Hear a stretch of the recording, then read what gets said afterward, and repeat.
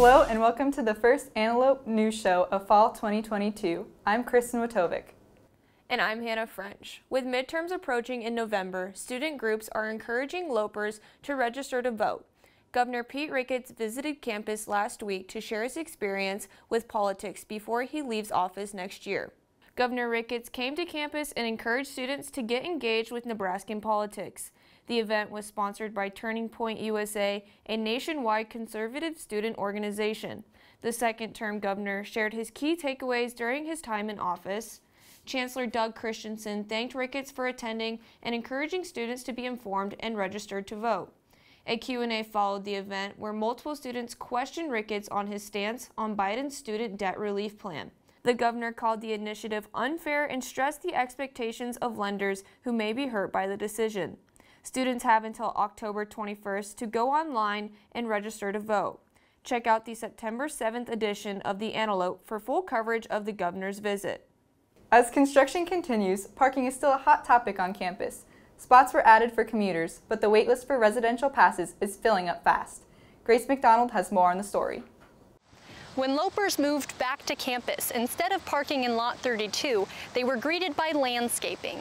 And Lot 6 was replaced by Greek housing construction, leaving commuters wondering where to park. It turns out the missing parking spots were added here, to Lot 10, where the Otto Olson building once stood. And by restriping the parking lines, UNK added 77 more spots for commuters. I actually think the parking situation on campus is better. As you talk to students on the street and faculty and staff, no one would agree with me. I don't think it's very good here. You can barely find parking and you pay all this money for parking. And I'd end up just like parking in the streets somewhere close by. It's dangerous when like some girls have to park like way down the street. Despite complaints, UNK has 350 more stalls than it did 10 years ago. Recently, the parking zones shifted to make room for green space and the new Greek houses. Students who park in the wrong zones risk getting ticketed. Every year. I mean, it's nothing new this year. This year we actually sold out on move-in day. Nearly 100 students are on the wait list for Zone C passes, but commuter and Zone A passes are still up for sale. To gain more parking, Watts said he is speaking with realtors to find spaces off campus. Until then, UNK is focusing on improving street lighting, restriping spaces, and beautifying campus. For Antelope News, I'm Grace McDonald.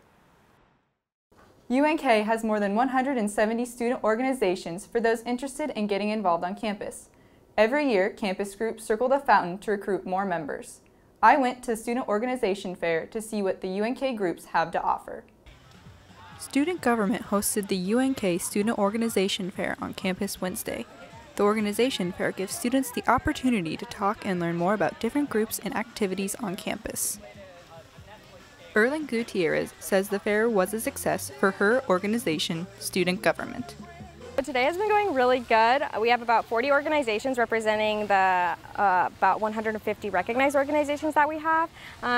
We've talked to a lot of freshmen today. I think about I'd say roughly around 16 freshmen, maybe a couple sophomores, and it's been really good to try to get them involved and getting to understand what student government does and how they can get involved and be advocates for their classmates and colleagues and the entire campus, and kind of just letting them know the events that student government puts on and all the community service acts that we do as well.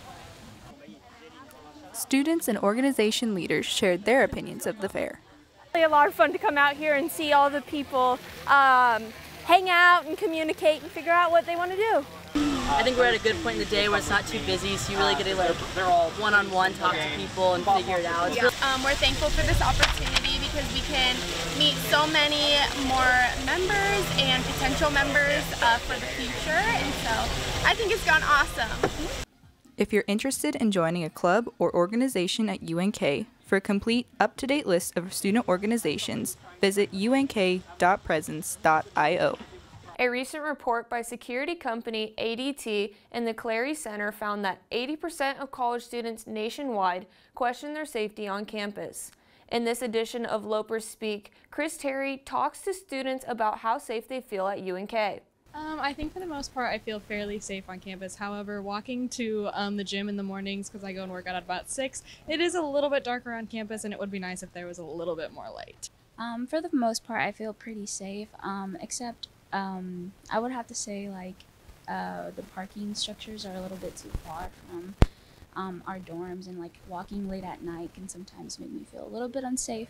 I think in terms of the college itself, I feel pretty safe, and I've been walking in the nights, like I guess like after hours, and I've never felt a sense of insecurity. I feel pretty safe on campus overall. Coming from a big city, I feel like I lived in Lincoln, and coming to Kearney and living on this campus is a lot smaller than Lincoln, so I think for sure compared to Lincoln I feel a lot more safe. For more student opinions, you can find Loper Speak on our YouTube channel at youtube.com/c/UNK-Antelope. That concludes this episode of Antelope News. Subscribe to our channel for more videos for students by students. We end with our video of the week, the UNK Pride of the Plains Marching Band. Thank you for watching, and go Lopers!